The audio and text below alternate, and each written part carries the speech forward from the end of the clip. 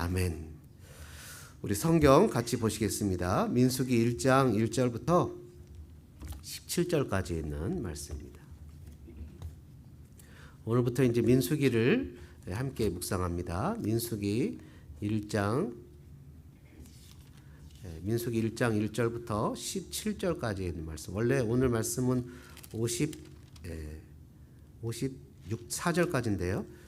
그냥 17절까지만 함께 읽겠습니다. 이스라엘 자손이 애굽 땅에서 나온 후 둘째 해 둘째 달 첫째 날에 여호와께서 시내 광야 회막에서 모세에게 말씀하여 이르시되 너희는 이스라엘 자손의 모든 회중 각 남자의 수를 그들의 종족과 조상의 가문에 따라 그 명수대로 계수할지니 이스라엘 중 20세 이상으로 싸움에 나갈 만한 모든 자를 너와 아론은 그 진영별로 계수하되 각 지파의 각 조상의 강문의 우두머리 한 사람씩을 너희와 함께 하게 하라. 너희와 함께 설 사람들의 이름은 이러하니 루벤 지파에서는 스데울의 아들 엘리술이요 시몬 지파에서는 수리사떼의 아들 술룸미엘이요 유다 지파에서는 암미나답의 아들 나손이요 이사갈 지파에서는 수알의 아들 느다넬이요 스불론 지파에서는 헬론의 아들 엘리압이요 요셉의 자손들 중 에브라임 지파에서는 암미웃의 아들 엘리사마요 므낫세 지파에서는 부다술의 아들 가마리엘이요 베냐민 지파에서는 기드오니의 아들 아비단이요 단 지파에서는 암미사드의 아들 아히에셀이요 아셀 지파에서는 오그란의 아들 바기엘이요 갓 지파에서는 두루엘의 아들 엘리아삽이요 낫달리 지파에서는 에난의 아들 아이라일이라 하시니 그들은 회중에서 부름을 받은 자요 그 조상 지파의 지휘관으로서 이스라엘 종족의 우두머리라 모세와 아론이 지명된 이 사람들을 데리고 아멘. 이 시간에 우리 루크김 형제님 나오셔서 잘했습니까? 네. 여러분 우리 신앙에 있어서 잃어버린 게 있다고 하면 자발성인 것 같습니다. 제가 찬양하라고 얘기하지 않았거든요. 옛날에는 제가 젊었을 때 결혼하기 전에 우리 루크 형제가 찬양할 때는 잘 보여서 우리 딸한테 장가가고 싶어서 저러나 이런 마음이 들었었는데 이 장가도 왔는데 본인이 며칠 전부터 찬양하겠노라고 혹시 까먹을까 봐 기도하고 있는 옆에 와서 저 찬양할 거라고 주부에 없으니까 그래, 자발성이죠. 신앙에 자발성이 없어지면 충성도 없어집니다. 창조성도 없어져요. 한국 교회의 분포도가 바뀌었습니다. 우리가 어렸을 때 신앙생활 할 때는요 우리 부모님이 교회를 다니지 않아도 교회를 다녔던 유스 학생, 중고등부 학생들이 정말 많았어요. 그래서 이 학생들을 잘 양육하면 부모님도 전도가 됐어요. 근데 시대가 바뀌어서 부모님이 교회를 다니지 않는 아이들이 교회를 다닐 확률은 거의 없어졌어요. 부모님에 이끌려서 교회를 오게 되다 보니 사라진 건 자발성이 사라졌어요. 수동적으로 바뀐 거죠. 내가 부모님에 이끌려서 수련회도 가고 내가 부모님 때문에 억지로 교회도 오고 또 부모님 때문에 억지로 왔어요. 그게 이제 우리 수빈이처럼 대학교를 들어가면 자유가 생기는 거예요.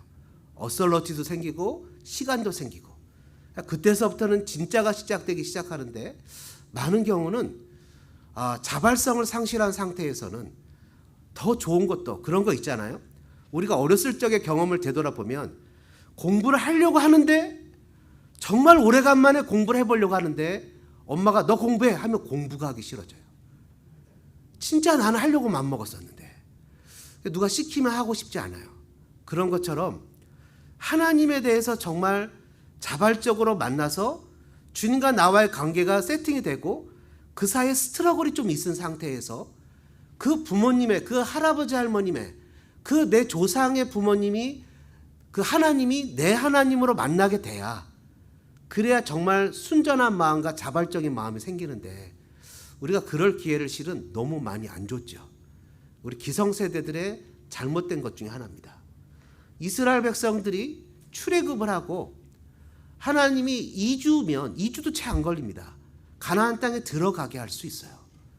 근데 이 백성들에게는 자발성이라고는 하나도 없어요. 왜 그럴까요? 430년 동안 시키는 대로만 하고 살았던 사람이에요.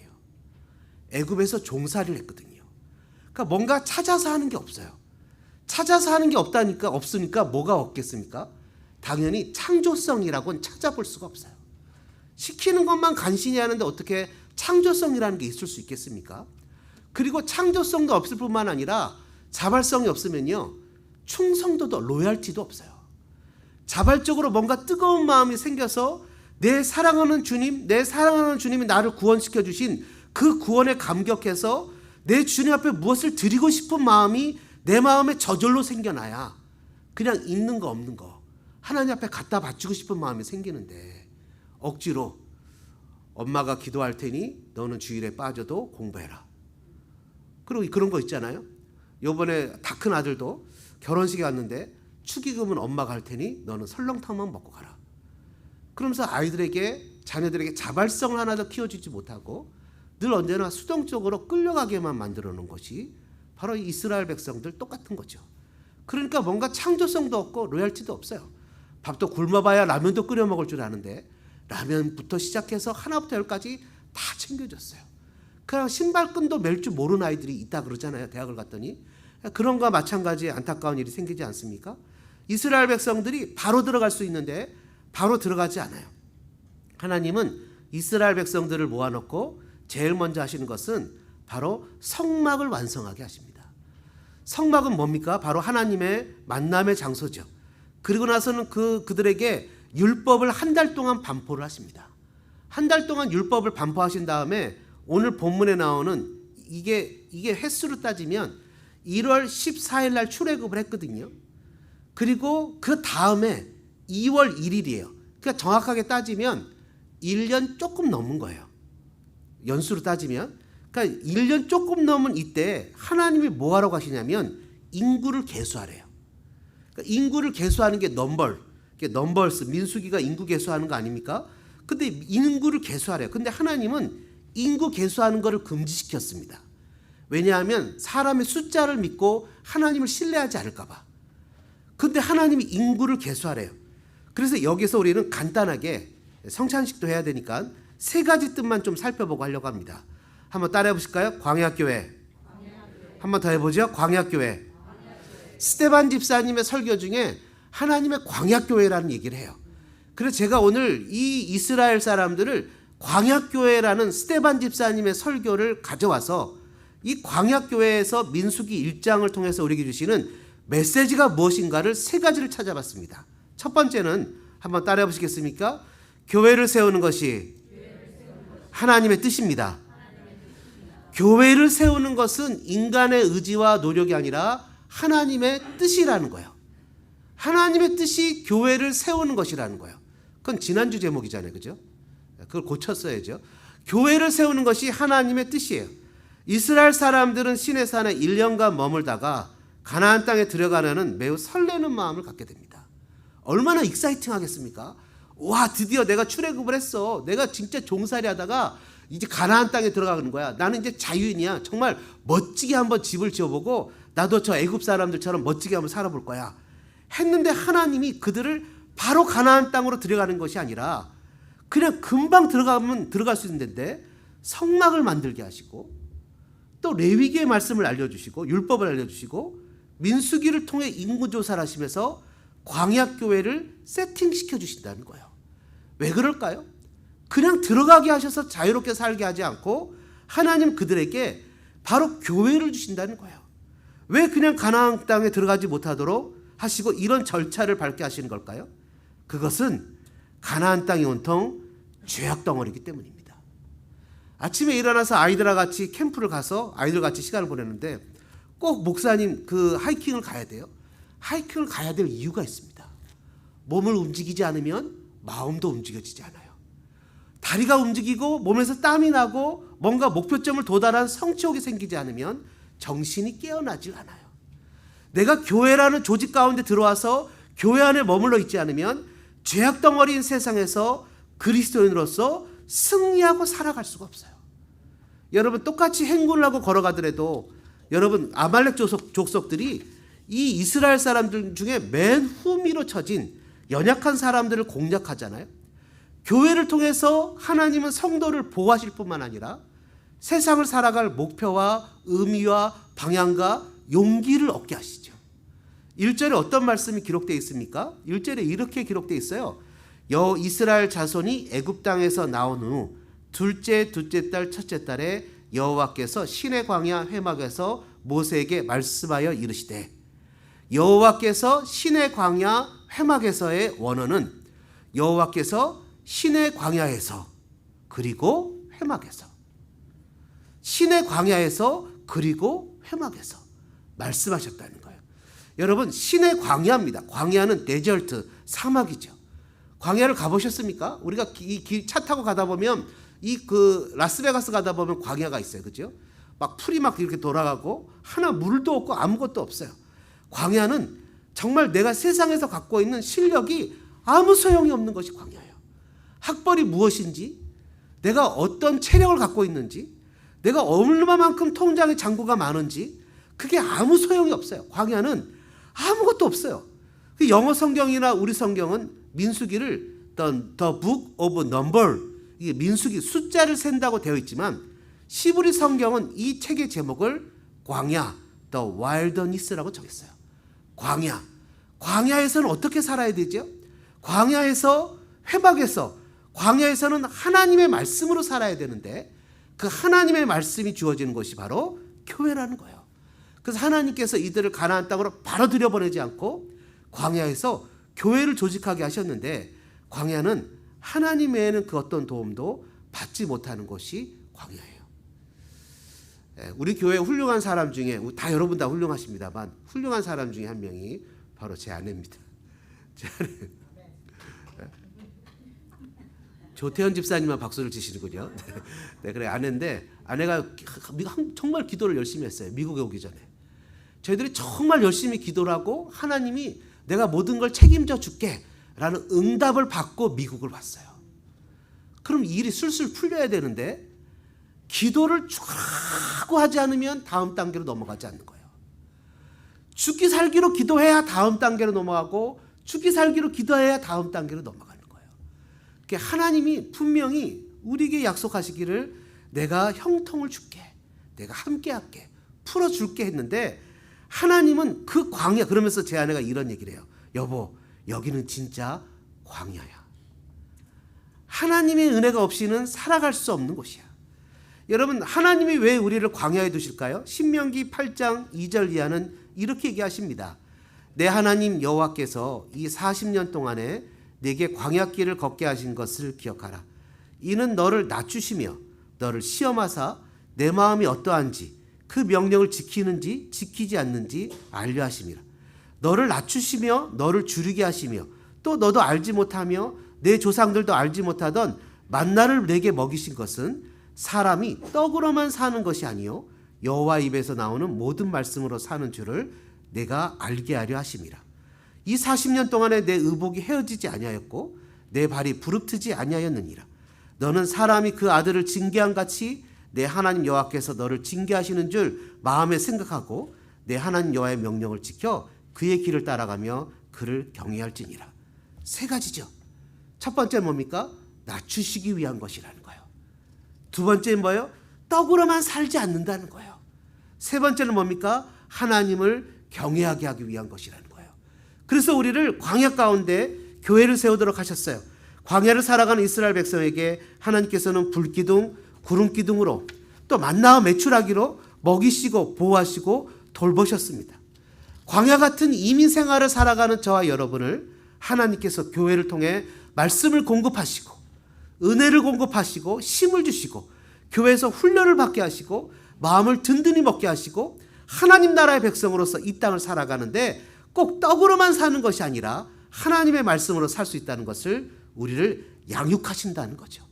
그래서 교회가 필요합니다. 그래서 교회가 필요해요. 그 광야 회막에서 하나님께서는 모세에게 말씀하시죠. 교회에서 지금 우리에게 말씀하시는 것처럼 말입니다. 요한계시록을 여러분 읽었지 않습니까? 7교회에 동일하게 나오는 얘기가 있어요. 교회 사자에게 편지하노니. 하나님은 사자에게 편지하셔서 교회 대표자를 통해서 교회에 말씀을 전달하십니다. 사람들을 통해서 배우고 받은 말씀을 세상에 전하고 가정을 세우며 살아가는 거죠.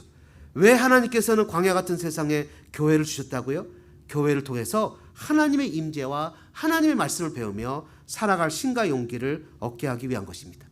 두 번째로 광야교회. 한번 왜 하나님 우리에게 광야교회를 주셨는지 한번 따라해 보실까요? 둘째는 구원받은 백성은 교회입니다.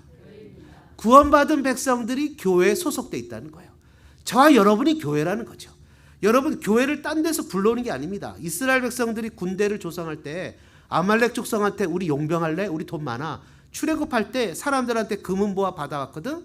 우리가 월급 줄게. 우리 병사에 하지 않고 이 사람들이 다 병사가 됐어요.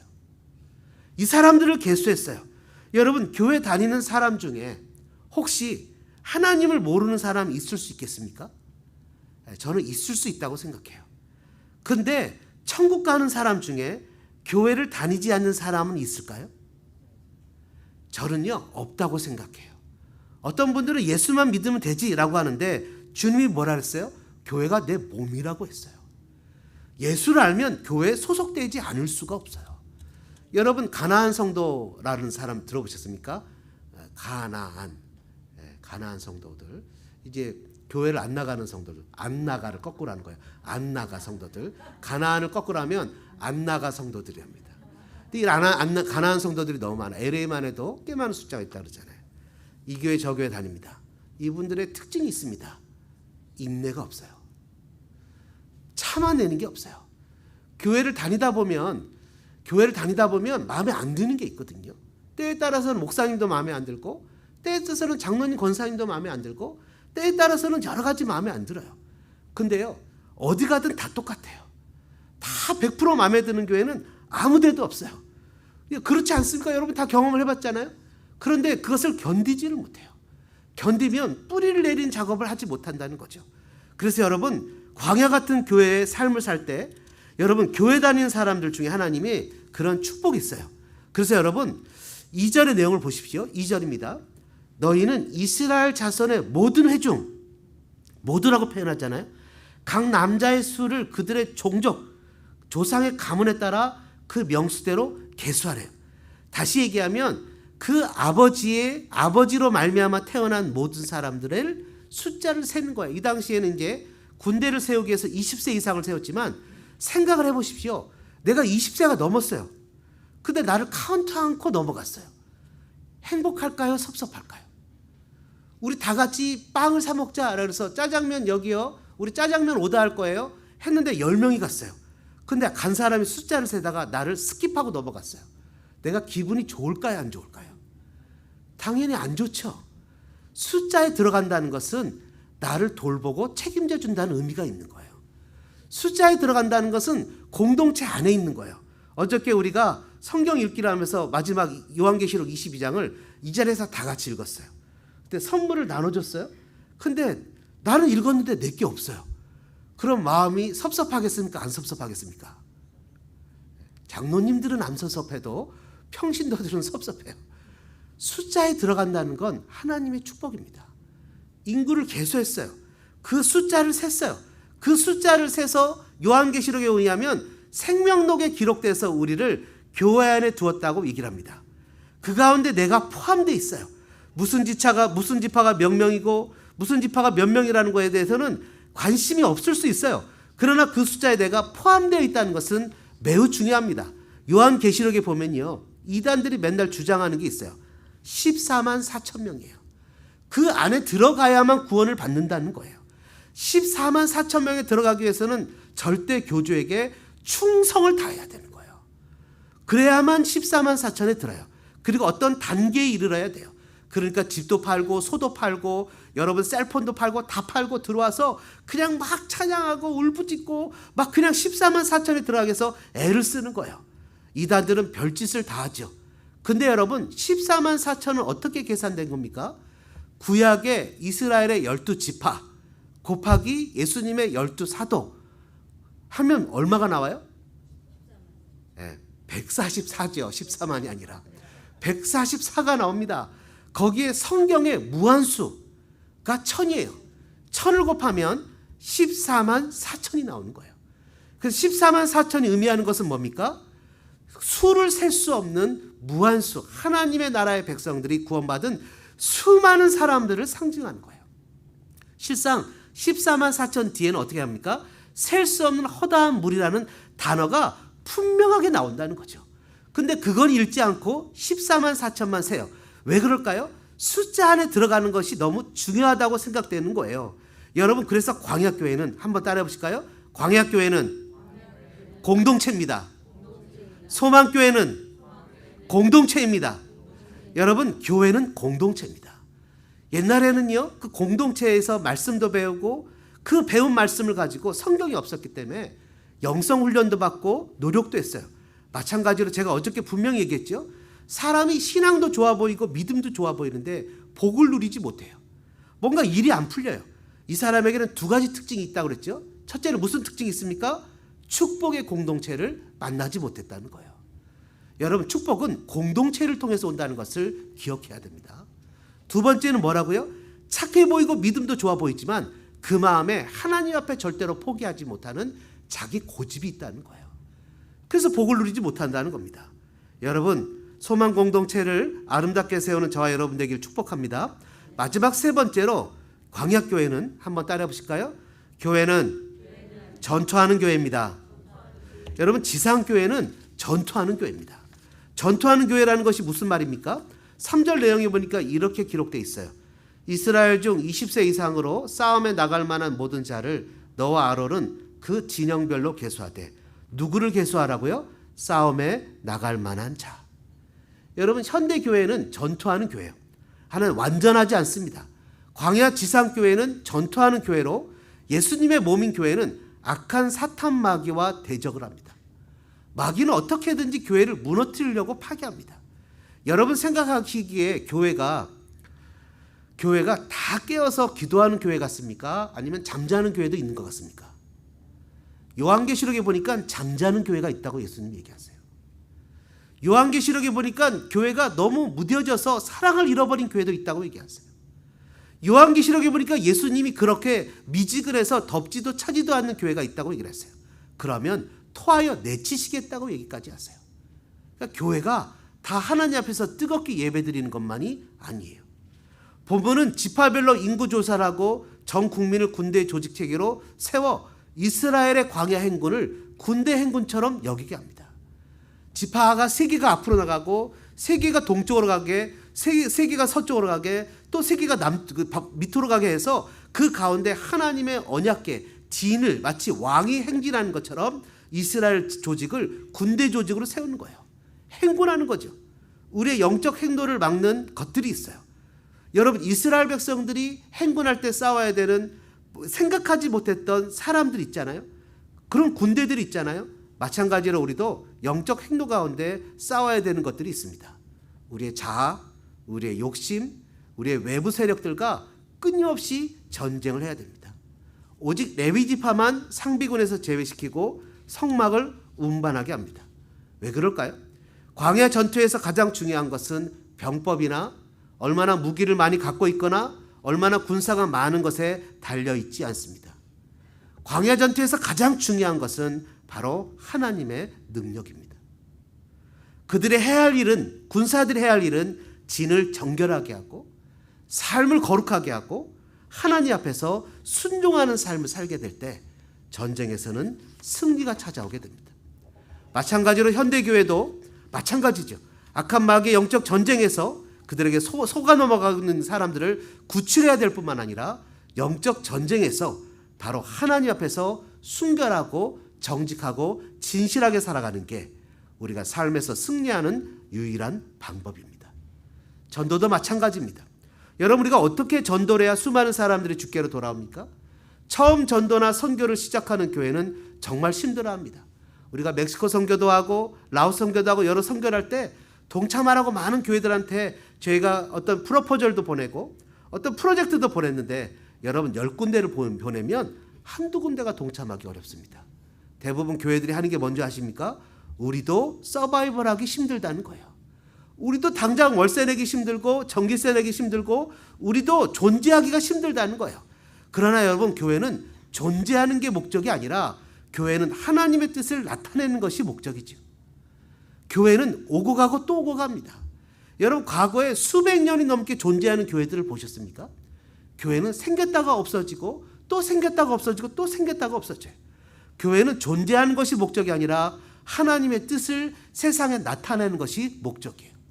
선교지에서 싸우고 의미를 잃어버리게 됩니다. 약한 교회가 전도하려고 나가게 될 때 그 교회가 무너지기도 하고 성도들이 분열을 일으키기도 하고 마귀는 그 교회를 가만히 놔두지 않죠. 그들을 깨우려고 할 때 어떻게든지 그것을 방해하고 어떨 때는 목회자가 교통사고 나서 병이 들고 아프기도 하고 성도들 간에 아무것도 아닌 일로 싸움이 나서 교회가 깨어지기도 합니다. 선교와 전도는 아무나 하는 것이 아니에요. 그러나 선교와 전도는 누구나 해야 되는 거예요. 예수님이 명령하셨기 때문이죠. 바로 성도는, 교회는 전투에서 물러나면 바로 마귀의 밥이 됩니다. 에베소서에 나오는 전신갑주를 보시면 그 특징은 앞으로 전진하게만 돼 있어서 내 앞부분만 방어하지 내 백을, 등을 방어하는 것이 하나도 없어요. 성도는 뒤돌아서지 않고 전진하는 사람입니다. 우리가 싸우는 것은 우리의 혈과 육과 보이지 않는 육이 아니라 보이지 않는 영적 세계의 세력들입니다. 우리는 다 소망대대라는 영적 부대에 편성되어 있습니다. 말씀을 무기 삼고 믿음을 방패 삼고 옆에 있는 믿음의 동료들과 함께 구원의 투구와 복음의 실을 신고 영적 전투를 해야 됩니다. 전우들과 함께 말씀의 공부를 해서 창을 기르고 실력을 기르고 무기를 챙기고 믿음의 방패를 세워 함께 전도와 선교와 하나님 나라의 영광을 위해서 복음의 실을 신고 영적 영역을 넓혀가야 됩니다. 광야교회는 쉽지 않을 것입니다.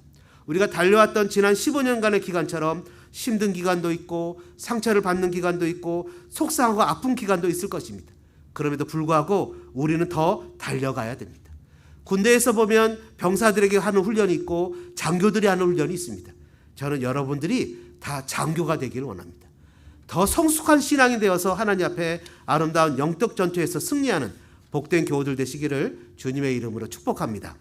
이 시간에 1, 2분 정도 같이 기도하는 시간을 갖겠습니다. 하나님, 2023년이 시작됐습니다. 영적 현장에서 광야교회를 세우기 위해 하나님 저희를 부르셨사오니 광야교회를 잘 감당할 수 있는, 그래서 하나님 교회를 세우는 것이 하나님의 뜻이고 교회 소속되는 것이 하나님의 뜻이고 또 이 전투하는 것이 하나님의 뜻인 것을 기억해서 믿음의 삶을 살아가는 저희들 되게 도와달라고 우리 주여 한번 외치고 같이 통성으로 기도하겠습니다. 주여.